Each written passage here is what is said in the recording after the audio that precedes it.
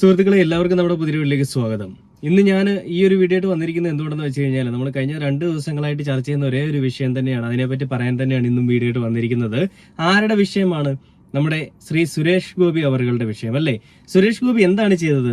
ഒരു കലുങ്ക് സമ്മേളനം എന്ന് പറഞ്ഞുകൊണ്ട് ഒരു സ്ഥലത്തേക്ക് പോയിട്ട് അവിടെ ഇരുന്നു കൊണ്ട് സമ്മേളനം കൂടുകയും, ഒരു വട്ടമേശ സമ്മേളനം പോലെ കൂടുകയും, അവിടെ ഈ ആവശ്യങ്ങൾ ഉന്നയിക്കുന്ന ആളുകളുടെ അടുത്ത് എന്ത് ചോദിച്ചാലും അദ്ദേഹത്തിന് പറയാനുള്ള ഒരു മറുപടി, നിങ്ങളുടെ മുഖ്യമന്ത്രി ഉണ്ടല്ലോ, മുഖ്യമന്ത്രിയോട് പോയി ചോദിക്കേ, നിങ്ങളുടെ മുഖ്യമന്ത്രിയാണല്ലോ ചെയ്തു തരേണ്ട, മുഖ്യമന്ത്രിക്ക് നിവേദനം കൊടുക്ക്, അയാളെ പോയി കാണ് എന്നൊക്കെയാണ് പറയുന്നത്. എല്ലാ കാര്യങ്ങളും മുഖ്യമന്ത്രിയുടെ കയ്യിലേക്ക് കൊണ്ടെത്തിക്കുക, അല്ലെ മുഖ്യമന്ത്രിയാണ് അതിന് ഉത്തരവാദിത്തം അല്ലെങ്കിൽ അതിന് ഉത്തരവാദിത്തപ്പെട്ട ആള് എന്നൊക്കെ പറയാനാണെങ്കിൽ പിന്നെ എന്തിനാണ് നമ്മുടെ സുരേഷ് ഗോപി ജി നിങ്ങൾ അവിടേക്ക് എഴുന്നള്ളി പോകുന്നത്? നിങ്ങൾക്ക് തമ്പുരാനായിട്ടിരിക്കാനാണ് ഭയങ്കര ആഗ്രഹമെന്നാണ് എനിക്ക് തോന്നുന്നത്. ഞാൻ ഇതിൽ എടുത്തൊരു കാര്യം പറയുകയാണെങ്കിൽ അതിൽ ശരിയുണ്ടോ തെറ്റുണ്ടോ എന്നുള്ളത് നിങ്ങൾ പറയണം. അതായത് സുരേഷ് ഗോപി ആദ്യം തൃശ്ശൂരിൽ മത്സരിക്കാനായിട്ട് നിന്നു. അപ്പോൾ സുരേഷ് ഗോപി മത്സരിക്കാൻ നിന്ന സമയത്ത് സുരേഷ് ഗോപിയെ തൃശ്ശൂരുകാർ തോൽപ്പിച്ചു, അല്ലെങ്കിൽ ജനങ്ങൾ ഈ വോട്ട് ചെയ്തില്ല, തോറ്റുപോയി. അപ്പോൾ തോറ്റുപോയപ്പോൾ സുരേഷ് ഗോപിയുടെ ഉള്ളിൽ ഒരു വിഷമവും വികാരവും അങ്ങോട്ട് കൂടി.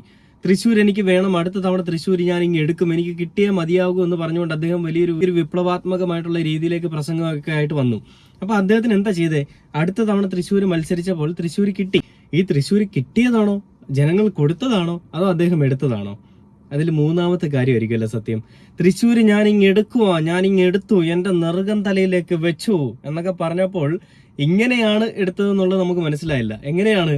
കള്ളവോട്ടിൽ കൂടി അല്ലേ? അതായത് തൃശ്ശൂര് ഈ പറയുന്ന സുരേഷ് ഗോപി ജയിച്ചത് കള്ളവോട്ടിൽ കൂടിയാണെന്നാണ് രാഹുൽ ഗാന്ധി പറയുന്നത്. ആ രാഹുൽ ഗാന്ധി പറഞ്ഞ കാര്യങ്ങൾ കള്ളമാണോ? വോട്ട് ചോരി എന്നൊരു പേരിൽ എന്താണ് ഈ സംഭവം നടക്കുന്നത്? അപ്പൊ ഇപ്പോഴും അതിന്റെ വിഷയങ്ങൾ പലയിടങ്ങളിലും അലയടിച്ച് നടക്കുമ്പോഴും ആ വിഷയങ്ങളെ പറ്റി ഒന്നും പറയാതെ മറ്റുള്ളവരുടെ മേലേക്ക് പഴിചാരിക്കൊണ്ട് നടക്കുന്ന ഒരു പ്രവണതയാണ് BJP ഇപ്പൊ കാണിച്ചുകൊണ്ടിരിക്കുന്നത്. അപ്പോൾ ഇയാൾ കാണിച്ചത് നല്ല പരിപാടിയാണോ? അതായത് ജയിച്ച് മറ്റുള്ളവർക്കിടയിൽ സിനിമയിൽ അഭിനയിച്ചു കഴിഞ്ഞ ഒരു നടനായിട്ട് പോകാനേ പറ്റൂ. എന്നാൽ ഒരു എന്താ പറയുക, ഒരു മന്ത്രിയോ ആരെങ്കിലും ഒക്കെ ആവുമ്പോൾ ഈ ജനങ്ങളെ സേവിക്കുന്ന ഒരു രാജാവിനെ പോലെ ജീവിക്കാം. ചെങ്കോലവും കിരീടവും ഇല്ലാത്ത ഒരു രാജാവ്, അതാണിപ്പോൾ ഇയാൾ കാണിച്ചുകൊണ്ടിരിക്കുന്നത്. ഒരു രാജാവിനെ പോലെയാണ്, ഞാനൊരു രാജാവാണെന്ന് പറഞ്ഞുകൊണ്ട് സ്വയമേ നടക്കുകയും വരുന്ന ആളുകളെ പ്രജകളെ പോലെയോ അല്ലെങ്കിൽ തന്റെ അടിമകളെ പോലെയോ കാണുകയും ആ വരുന്ന ആളുകളെ ആട്ടിപ്പായിക്കുന്ന ഒരു പരിപാടിയാണ് സുരേഷ് ഗോപി കാണിച്ചുകൊണ്ടിരിക്കുന്നത്. ശരിക്കും പറഞ്ഞാൽ ഒരു മാടമ്പിത്തരം അല്ലെങ്കിൽ ജന്മി ഒരു വ്യവസ്ഥ എന്ന് പറയുന്ന സാധനമാണ്. ജന്മിമാരുടെ അണ്ടറിൽ വർക്ക് ചെയ്യുന്നവരായിരിക്കണം ഈ കുടിയാന്മാർ, അല്ലെങ്കിൽ ഇവരുടെ അടിയിൽ വർക്ക് ചെയ്യുന്ന അടിയാളന്മാരെന്നൊക്കെയായിരുന്നു പണ്ടത്തെ കാലത്ത് പറഞ്ഞിരുന്നത്. അതേ രീതിയിലുള്ള ഒരു പരിപാടിയാണ് സുരേഷ് ഗോപി കാണിച്ചുകൊണ്ടിരിക്കുന്നത്. ഇതിനെതിരെ തന്നെയാണ് വേടന് നിലവുണ്ട്, അത് നമുക്ക് എല്ലാവർക്കും അറിയാവുന്ന ഒരു കാര്യമാണ്. അപ്പൊ ഈ സുരേഷ് ഗോപി, ഞാൻ നേരത്തെ പറഞ്ഞത് ഒരു കാര്യം ഞാൻ പറയട്ടെ എന്ന് പറഞ്ഞൊരു കാര്യം, അന്ന് സുരേഷ് ഗോപി ഇങ്ങനെ ഈ പറയുന്ന തൃശ്ശൂർ വേണമെന്ന് പറഞ്ഞിട്ട് മത്സരിച്ച്, അല്ലെങ്കിൽ തൃശ്ശൂർ എനിക്ക് വേണം, ഞാൻ ഇങ്ങനെ എടുക്കുക എന്ന് പറഞ്ഞുകൊണ്ട് നിന്നപ്പോൾ ആരും അത് കൊടുക്കാതിരുന്നപ്പോൾ അയാൾക്ക് നല്ല വിഷമം ഉണ്ടായി. അപ്പൊ അയാൾ ചെയ്തത് എന്താണ്? തൃശ്ശൂർ ഇങ്ങനെ അടിച്ചു മാറ്റിയെടുത്തു. ആ തൃശ്ശൂർ അടിച്ചു മാറ്റിയെടുത്തതിന് ശേഷം അയാൾ കാണിച്ചുകൊണ്ടിരിക്കുന്നത് എന്താണ്? അയാളുടെ ദേഷ്യമാണ്. എന്തിനോടുള്ള ദേഷ്യമാണ്?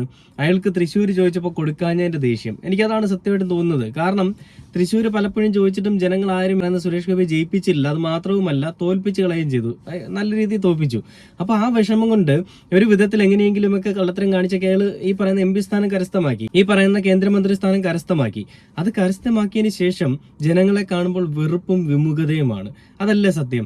അതായത് തന്നെ ജയിപ്പിക്കാത്ത ജനങ്ങളോടുള്ള ദേഷ്യം, ആ ദേഷ്യം തീർക്കാൻ വേണ്ടിയിട്ടാണ് ഇപ്പോൾ ഇയാൾ ഈ രാഷ്ട്രീയത്തിൽ ഇറങ്ങിയിരിക്കുന്നതാണ് എനിക്ക് തോന്നുന്നത്. ഒരു പക്ഷേ സത്യം അത് തന്നെയായിരിക്കാം. കാരണം ഇയാളുടെ മുൻപിൽ ചെല്ലുന്ന എല്ലാവരെയും പുച്ഛത്തോടു കൂടിയാണ് ഇയാൾ കാണുന്നത്. ഒരുമാതിരി ഞാൻ നേരത്തെ പറഞ്ഞു, ജന്മി കുടിയാൻ വ്യവസ്ഥ പോലെ, രാജാവ് ഒരുമാതിരി അടിയാളന്മാരെ കാണുന്നത് പോലെയുള്ള ഒരു പരിപാടിയാണ് സുരേഷ് ഗോപി കാണിക്കുന്നത്. അപ്പൊ ഈ കഴിഞ്ഞ ദിവസം ഒരു വയോധികനെ അദ്ദേഹം വിഷമിപ്പിച്ചു വിടുന്ന ഒരു അവസ്ഥ നമ്മൾ കണ്ടതാണ്. അപ്പോൾ ആ വിഷമിപ്പിച്ച് വിട്ട ആ ഒരു വയോധികന് വീട് വെച്ച് നൽകാനായിട്ട് CPM രംഗത്തേക്ക് വന്നു. ശരിക്കും പറഞ്ഞാൽ ഞാൻ ഈ കഴിഞ്ഞ ദിവസം അഭിനന്ദിച്ച ആളുകളാണ് CPM എന്ന് പറയുന്നത്. കാരണം ഈ ഒരു സമയത്ത് സമയോചിതമായിട്ട് ഇടപെട്ടതുകൊണ്ടാണ് ഞാൻ അവരെ അഭിനന്ദിച്ചത്. എന്നാൽ അവർ സമയോചിതമായിട്ട് ഇടപെട്ടത് എന്തുകൊണ്ട് ഇവർ നേരത്തെ ഇടപെട്ടിരുന്നില്ല?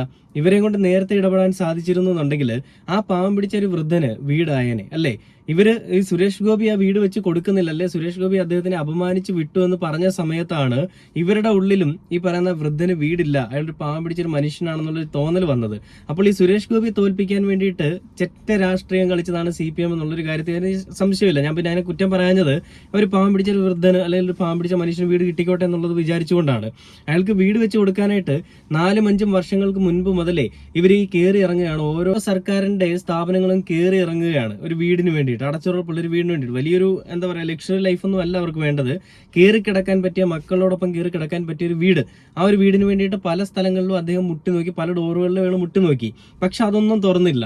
അവസാനം സുരേഷ് ഗോപി അവഗണിച്ചു, അല്ലെങ്കിൽ സുരേഷ് ഗോപി അവഹേളിച്ച് വിട്ടൊരു വൃദ്ധന് ഞങ്ങൾ വീട് വെച്ച് നൽകുമെന്ന് പറഞ്ഞിട്ട് CPM വന്നപ്പോൾ എന്ത് ലോജിക്കാണ് അതിനകത്തുള്ളത്? വീട് വെച്ച് കൊടുക്കുന്നത് നല്ല പ്രവൃത്തി തന്നെയാണ്. പറയുന്ന കാര്യങ്ങൾ ചെയ്തു കൊടുത്താൽ ഈ ഇലക്ഷനെ മുന്നിൽ കണ്ടുകൊണ്ട് കാണിക്കുന്ന ഒരു നാടകം ആണ് ഇതെന്നുള്ളത് മനസ്സിലാക്കാനുള്ള സാമാന്യ ബോധം കേരളത്തിലെ ജനങ്ങൾക്കുണ്ട്. അതുകൊണ്ട് നിങ്ങൾ 4 വർഷം മുൻപേ ഈ വൃദ്ധൻ ഇതിന്റെ പിന്നാലെ നടന്നിട്ട് പോലും അതിനെപ്പറ്റി കമാന്ന രക്ഷണം ഉണ്ടാനോ അയാൾക്ക് വേണ്ടിയിട്ട് ഒന്നും ചെയ്യാനായിട്ട് ഒരു ഇനിഷ്യേറ്റീവ് എടുക്കാത്ത ആളുകൾ സുരേഷ് ഗോപി എന്ന് പറയുന്ന ഒരു വ്യക്തി അയാളെ അവഹേളിച്ചപ്പോൾ തന്നെ ഈ രീതിയിലൊരു നിലപാടെടുത്തിട്ടുണ്ടെങ്കിൽ അതിലെ രാഷ്ട്രീയപരമായിട്ടുള്ള കളികൾ എത്രത്തോളം ഉണ്ടെന്നുള്ളത് നമുക്ക് മനസ്സിലാക്കാം. ജനങ്ങളെ വെറും കളിപ്പാവകളെ പോലെ കാണുന്ന രാഷ്ട്രീയ പ്രതിനിധികളുടെ ഒരു പരിപാടിയാണ് നമ്മളിവിടെ കാണുന്നത്. അപ്പൊ സുരേഷ് ഗോപിയെ പറ്റി പറയുകയാണെങ്കിൽ ഇത് സുരേഷ് ഗോപി വലിയൊരു പ്രിവിലേജ് ആക്കി എടുത്തത്. സുരേഷ് ഗോപി ഇതിന് പറഞ്ഞൊരു മറുപടി, ഇനിയും ഞാൻ ഒരുപാട് വേലായുധൻ എന്താണ് അച്ഛന്റെ പേര്, ആ വയോധികന്റെ പേര്, ഇനിയും ഞാൻ ഒരുപാട് വയോധികന്മാരെ അങ്ങോട്ടേക്ക് അയക്കും, അല്ലെങ്കിൽ എന്റെ ഈ സമ്മേളനത്തിലേക്ക് അയക്കും. അപ്പോൾ അവർക്കെല്ലാം ഇതുപോലെ നിങ്ങൾ വീട് വെച്ച് നൽകണം. നല്ല പ്രവൃത്തിയാണ്, എന്നിൽ കൂടി ഒരാൾക്ക് ഒരു വീട് കിട്ടിയല്ലോ എന്നാണ് ഇയാൾ പറയുന്നത്. ശരിക്കും പറഞ്ഞാൽ ഏറ്റവും മോശമായിട്ടുള്ള പ്രവൃത്തിയാണ് സുരേഷ് ഗോപി സാറെ നിങ്ങൾ കാണിച്ചത്. നിങ്ങളെ സാറേന്ന് വിളിക്കേണ്ട ആവശ്യകതയൊന്നുമില്ല, എന്നാലും ഒരു ബഹുമാനം അങ്ങ് തന്നേക്കാന്ന് വെച്ചു. എന്ന് പറഞ്ഞാൽ നിങ്ങളുടെ അടിമയാണെന്ന് വിചാരിക്കരുത്. നിങ്ങളുടെ ഈ പറയുന്ന തോന്നിവാസവും അല്ലെങ്കിൽ നിങ്ങളുടെ ഈ പറയുന്ന പരിപാടികളൊക്കെ ഉണ്ടല്ലോ, ജനങ്ങളെ മണ്ടന്മാരാക്കുന്ന, ജനങ്ങളെ അടിമയെ പോലെ കാണുന്ന, നിങ്ങളുടെ പൃഷ്ഠം താങ്ങി നടക്കുന്ന ആളുകളാക്കി കാണപ്പെടുന്ന ആ രീതിയിലാണ് നിങ്ങൾക്ക് അവരെ വേണ്ടത്, ജനങ്ങളെ വേണ്ടത്. പ്രതിനിധികൾ അല്ലെ ജനങ്ങൾ എന്ന് പറയുന്നത് ജനങ്ങളെ നിങ്ങൾ കാണുന്ന അങ്ങനെയാണ്. വോട്ട് ചോദിച്ചു പോയപ്പോൾ എല്ലാവരും ഭയങ്കര പ്രിയപ്പെട്ടവരായിരുന്നു. എന്നാൽ വോട്ട് കിട്ടിയതിന് ശേഷം, വോട്ട് കിട്ടിയതാണോ കള്ള വോട്ടിൽ കൂടി ജയിച്ചാണെന്നുള്ളത് അവിടെ നിൽക്കട്ടെ, അതിനുശേഷം ജനങ്ങളെ കണ്ടാൽ അറപ്പും വെറുപ്പും ഒക്കെയായി. ഒരു ശരിക്കും പറഞ്ഞാൽ ഒരു ജന്മി ആ ഒരു വ്യവസ്ഥ അല്ലെ ഒരു പരിപാടിയാണ് ഈ സുരേഷ് ഗോപി കാണിച്ചുകൊണ്ടിരിക്കുന്നത്. മാടമ്പിത്തരമാണ് കാണിച്ചുകൊണ്ടിരിക്കുന്നത്. അപ്പൊ സുരേഷ് ഗോപി ഇന്ന് വീണ്ടും ഈ പറയുന്ന സമ്മേളനം നടത്തിക്കൊണ്ടിരിക്കെ ഒരു വീട്ടമ്മ സുരേഷ് ഗോപി എടുത്ത് ചോദ്യം ചോദിക്കുന്നുണ്ട്.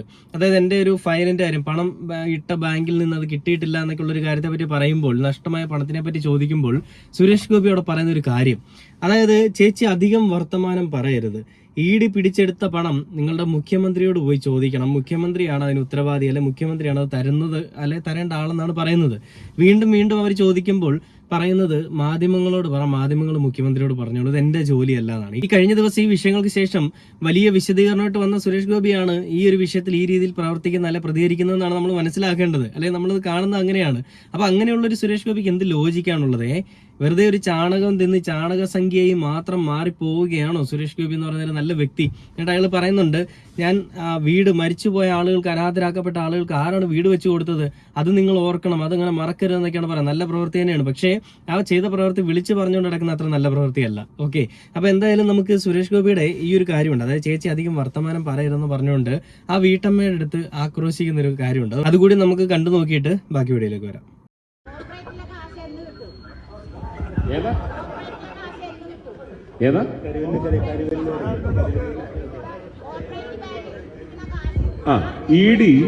ED പിടിച്ചെടുത്ത് കാശ് വെച്ചിട്ടുണ്ട്, അത് സ്വീകരിക്കാൻ പറ നിങ്ങളുടെ മുഖ്യമന്ത്രിയെടുത്ത്.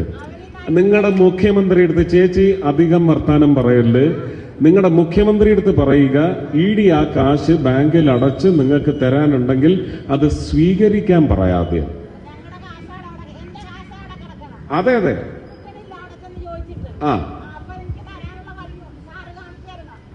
അതാ ഞാനിപ്പോ പറഞ്ഞു. നിങ്ങളുടെ മുഖ്യമന്ത്രി അടുത്ത് പോയി ED പിടിച്ചെടുത്ത കാശ്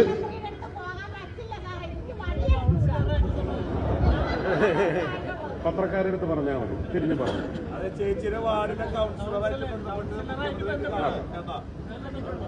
തിരിഞ്ഞു പറഞ്ഞു, പത്രക്കാരോട് പറഞ്ഞു, പത്രക്കാരെടുത്ത് പറയൂ. ചേച്ചി അതെല്ലാം ചേച്ചി മാത്രമല്ല, ആയിരക്കണക്കിന് ആൾക്കാരുണ്ട്. എന്തോ 3 പേർക്ക് മരണം സംഭവിച്ചിട്ട് ആരാണ് വ്യക്തിപരമായി പോയി സഹായിച്ചതെന്ന് ആലോചിക്കണം, അന്വേഷിക്കണം. അതുകൊണ്ട് അല്ല പറയുമ്പോ എല്ലാം വളരെ കർശനമായി തന്നെ പറയും, അതിനകത്ത് ദയയും കരുണയുമില്ല. ഇത് ED പിടിച്ചെടുത്ത കാശ് തിരിച്ച് ബാങ്കിലിട്ട് നിങ്ങൾക്ക് തരാനുള്ള സംവിധാനം ഒരുക്കാൻ തയ്യാറുണ്ടെങ്കിൽ ആ പണം സ്വീകരിക്കാൻ പറ നിങ്ങളുടെ മുഖ്യമന്ത്രിയോട്. പരസ്യമായിട്ടാ പറയുന്നത്. അതിന് നിങ്ങളുടെ MLA കാണണം.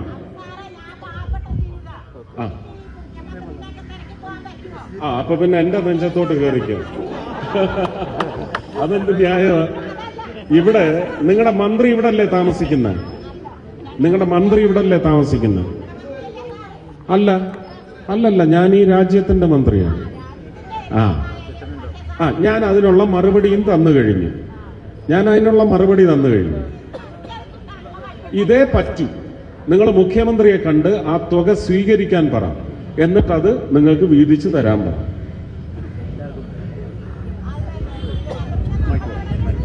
കോപ്പറേറ്റിൽ കാശില്ലെന്നാണ് അവർ പറയുന്നത്. നമ്മൾ എന്ന് കുറച്ച് കാശെങ്കിലും കണ്ടില്ലേ, പക്ക ഫ്യൂഡൽ മാടമ്പി.